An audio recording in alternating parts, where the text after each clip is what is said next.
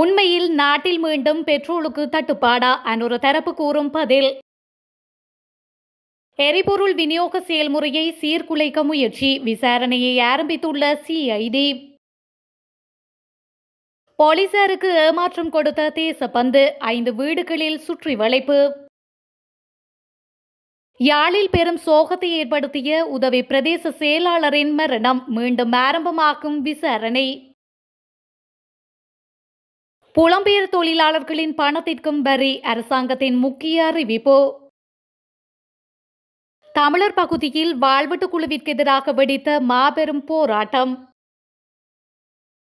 கோட்டாபய அரசாங்க வீழ்ச்சியின் பின்னணியில் இருந்த நபர் சபையில் அம்பலம். போராட்டத்தில் குதிக்க உள்ள சுகாதார தொழிற்சங்கங்கள், விடுக்கப்பட்டுள்ள கடும் எச்சரிக்கை. மக்களை பயமுறுத்தும் விதமான கருத்துக்கள் அண்மை காலமாக எதிர்த்தரப்பு அரசியல்வாதிகளால் சமூக ஊடகங்களில் பரப்பப்பட்டு வருகின்றது. இவ்வாறான எரிபொருள் தட்டுப்பாடு ஏன் ஏற்பட்டிருக்கின்றது என்பதற்கு ஒரு காரணம் உண்டு. பெட்ரோலை கொள்வனவு செய்கின்ற சங்கம் தங்களுக்கு வழங்கப்படுகின்ற கொடுப்பனவுகள் போதாமல் இருப்பதாக அரசாங்கத்திடம் கோரிக்கை விடுத்திருந்தது. அதற்கான சாதகமான தீர்வு வராத காரணத்தினால் பெட்ரோலை கொள்வனவு செய்ய மாட்டோம் என அறிவித்திருந்தது. இந்த நிலையிலேயே குறித்த பகிஷ்கரிப்பை மேற்கொண்டிருந்தார்கள். ஆகவே இவ்வாறான பிரச்சினைகள் பூதாகரமாக்காதீர்கள் என யாழ் மாவட்ட நாடாளுமன்ற உறுப்பினர் கருணாநாதன் இளங்குமரன் தெரிவித்துள்ளார். முன்னாள் போலீஸ் மா அதிபர் தேசப்பந்து தென்னகோன் தங்கியிருந்ததாக கூறப்படும் 5 வீடுகளை குற்றப்புலனாய்வு பிரிவு சுற்றி வளைத்துள்ளனர். சேவையிலிருந்து இடைநீக்கம் செய்யப்பட்டு அவரை கைது செய்ய நீதிமன்ற உத்தரவுகளை பெற்ற நிலையில் இந்த சுற்றிவளைப்புகள் மேற்கொள்ளப்பட்டுள்ளன. கொழும்புக்கு அருகில் உள்ள 2 சொகுசு குடியிருப்பு வளாகங்களில் 2 வீடுகளும், கொழும்பு மற்றும் குருநாகல் பகுதிகளில் 3 வீடுகளிலும் சோதனை செய்யப்பட்டதாக தகவல்கள் வெளியாகியுள்ளன. எனினும் இந்த சுற்றிவளைப்பின் மூலம் முன்னாள் போலீஸ் மா அதிபர் பற்றிய எந்த தகவலும் கிடைக்கவில்லை என்று தெரிவிக்கப்படுகின்றது.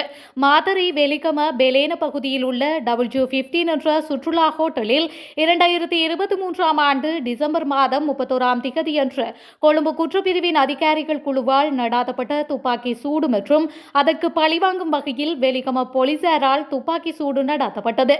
கொழும்பு குற்றப்பிரிவின் சார்ஜென்ட் ஒருவர் கொல்லப்பட்டு மற்றும் ஒரு அதிகாரி காயமடைந்த சம்பவம் தொடர்பாக மாத்தறை நீதவான் நீதிமன்றத்தில் நிலுவையில் உள்ள வழக்கு தொடர்பாக போலீஸ் மா அதிபர் தேசப்பந்து தென்னகோன், கொழும்பு குற்றப்பிரிவின் முன்னாள் பொறுப்பதிகாரி மற்றும் 6 அதிகாரிகளை கைது செய்ய மாத்தறை நீதவான் சமீபத்தில் உத்தரவு பிறப்பித்தார்.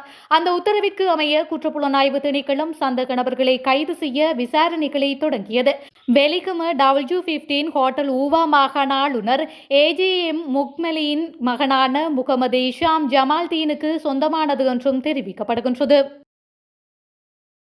நாட்டின் எரிபொருள் விநியோக செயல்முறையை சீர்குலைக்க முயற்சித்ததாக கூறப்படும் முறைப்பாடு குறித்து குற்றப்புலனாய்வுத்துறை விசாரணையை தொடங்கியுள்ளது. எரிபொருள் விநியோகஸ்தர்கள் என்று கூறும் சில நபர்கள் இதன் பின்னணியில் இருப்பதாக தகவல் கிடைத்துள்ளதாக போலீஸ் ஊடகப் பிரிவு தெரிவித்துள்ளது. இவ்வாறான செயற்பாடுகளில் ஈடுபட்டு மக்களை பதற்ற நிலையில் வைத்திருக்க முயற்சிகளை எடுப்போர் மீது கடும் நடவடிக்கை எடுக்கப்படும் என தெரிவிக்கப்பட்டுள்ளது. நாட்டில் கடந்த சில நாட்களாக எரிபொருள் நிரப்பு நிலையங்களுக்கு முன்னால் மக்கள் நீண்ட வரிசையில் உள்ளனர். இந்த நிலையில் எரிபொருளுக்கு தட்டுப்பாடு நிலவுவதாக எரிபொருள் விநியோகஸ்தர்கள் சங்கம் தெரிவித்திருந்தது. இதனால் மக்கள் மீண்டும் வரிசை யுகம் ஆரம்பிக்கப்பட்டு விடுமோ என்ற அச்சத்தில் இருக்கின்றனர். இந்த நிலையிலேயே காவல்துறையினர் இவ்வாறான தகவல் ஒன்றினை வெளியிட்டுள்ளமையும் குறிப்பிடத்தக்கது. தீயில் எரிந்து உயிரிழந்த சாவகச்சேரி பிரதேச செயலக உதவி பிரதேச செயலர் தமிழினி சதீஷின் மரணம் தொடர்பில் மீண்டும் விசாரணைகள் ஆரம்பிக்கப்பட்டுள்ளன. தனது மகளின் மரணத்தில் சந்தேகம் இருப்பதாக தெரிவித்து அவரின் தந்தை கோப்பாய் காவல் நிலையத்தில் அளித்த முறைப்பாட்டுக்கு அமையவே மீண்டும் விசாரணை ஆரம்பிக்கப்பட்டுள்ளது. கடந்த 8/2/2025 அன்று தீயில் எரிந்த நிலையில் யாழ்ப்பாணம் போதனா வைத்தியசாலையில் சிகிச்சைக்காக அனுமதிக்கப்பட்டிருந்தார். அவரிடம் காவல்துறையினர் விசாரணைகளை மேற்கொண்ட போது நுளம்பு திரியை பெற்று வைத்த பின்னர் தீக்குச்சியை தவறுதலாக அருகில் உள்ள மண்ணெண்ணெய் கொள்கலன் மீது போட்டதால் அதன் மூலம் ஏற்பட்ட தீ விபத்தில் தான் சிக்கியதாக வாக்குமூலம் வழங்கியிருந்தார். இதனையடுத்து தொடர்ச்சியாக 9 தினங்கள் யாழ்ப்பாணம் போதனா வைத்தியசாலையில் அவர் சிகிச்சை பெற்று வந்துள்ளார். அவரது சிசுவை ஏனும் உயிருடன் காப்பாற்றுவது வைத்தியர்கள் தீவிர சிகிச்சை மேற்கொண்டுள்ளனர். இருப்பினும் சிகிச்சை பலனின்றி சிசுவுடன் கடந்த பிப்ரவரி 16 உயிரிழந்தார். இந்த நிலையில் தனது மகளின் மரணத்தில் சந்தேகம் இருப்பதாக தெரிவித்து அவரின் தந்தை கோப்பாய் காவல் நிலையத்தில் அளித்த முறைப்பாட்டுக்கு அமையவே மீண்டும் விசாரணைகள் ஆரம்பிக்கப்பட்டுள்ளன. முன்னாள் ஜனாதிபதி கோட்டாபய ராஜபக்ஷவின் அரசாங்கம் கவிழ்ந்ததற்கான காரணத்தை பதுளை மாவட்ட நாடாளுமன்ற உறுப்பினர் சாமர சம்பத் தசநாயக்க வெளியிட்டுள்ளார். இன்றைய நாடாளுமன்ற அமர்வில் கலந்து கொண்டு உரையாற்றுகையிலேயே அவர் இதனை தெரிவித்துள்ளார். இதன்படி கோட்டாபயவின் அரசாங்கத்தை கவிழ்க்க முதலில் காரணமாக அமைந்தது அந்த அரசாங்கத்தில் இருந்த ஒரு அமைச்சர் தான் என அவர் குறிப்பிட்டுள்ளார்.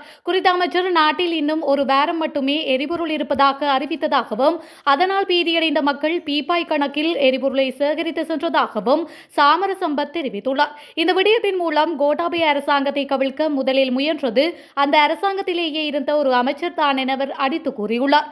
இவ்வாறானதொரு பின்னணியில் தற்போதைய அரசாங்கத்திலும் இன்று அதுதான் நடந்து கொண்டிருப்பதாகவும் அரசாங்கம் இப்போது குரங்குகளை எண்ணும் விளையாட்டை ஆரம்பித்துள்ளதாகவும் நாடாளுமன்ற உறுப்பினர் குறிப்பிட்டுள்ளார்.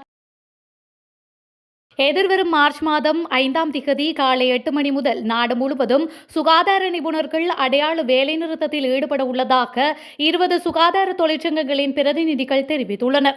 சுகாதாரத்துறையுடன் இன்று நடந்த திட்டமிடப்பட்டுள்ள கலந்துரையாடல் தோல்வியுற்றால் வேலைநிறுத்த போராட்டத்தில் ஈடுபட போவதாக சுகாதார தொழிற்சங்க தலைவர்கள் குறிப்பிட்டுள்ளனர்.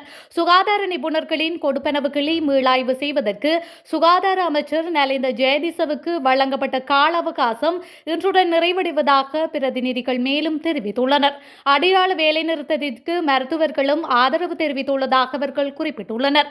எவ்வாறாயினும் சிறுவர் மருத்துவமனைகள், புற்றுநோய் மருத்துவமனைகள், மகப்பேறு மருத்துவமனைகள் மற்றும் சிறுநீரக மருத்துவமனைகளில் வேலைநிறுத்தம் நடைமுறைப்படுத்தப்பட மாட்டாது என மருத்துவமனைகளின் அதிகாரிகள் தெரிவித்துள்ளனர்.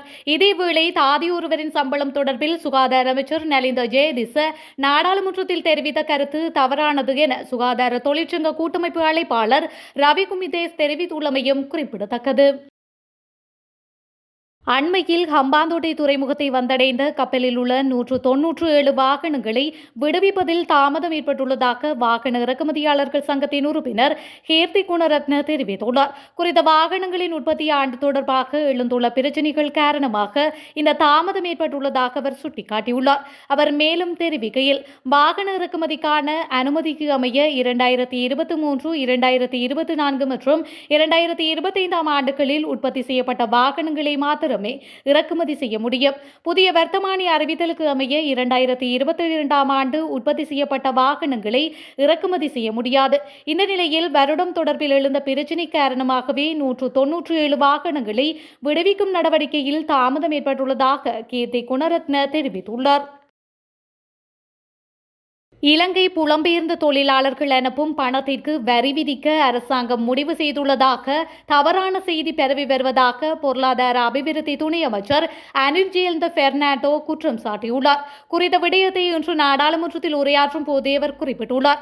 இது தொடர்பாக அவர் மேலும் தெரிவிக்கையில், 2025 வரவு செலவு திட்டத்தின் கீழ் இலங்கை புலம்பெயர்ந்த தொழிலாளர்கள் அனுப்பும் பணத்திற்கு 15% வரி விதிக்கப்படும் என்ற செய்தித்தாள் ஒன்று தவறான செய்தி வெளியிட்டுள்ளதாக சுட்டிக்காட்டியுள்ளார். 2025ஆம் ஆண்டுக்கான வரவு செலவு திட்டம் நாடாளுமன்றத்தில் சமர்ப்பிக்கப்பட்டு நிறைவேற்றப்பட்ட நிலையில் இது அரசாங்கத்தின் நட்பெயருக்கும் பொருளாதார அபிவிருத்தி துணை அமைச்சராக தனது நட்பெயருக்கும் தீங்கு விளைவிக்கும் முயற்சி என்று அவர் குறிப்பிட்டுள்ளார். அந்த பத்திரிகை கட்டுரை தன்னை மேற்கோள் காட்டி தனது நாடாளுமன்ற சிறப்புரிமைகளை மீறியதாக கூறி செய்தி வெளியிட்டுள்ளது என அவர் மேலும் தெரிவித்துள்ளார்.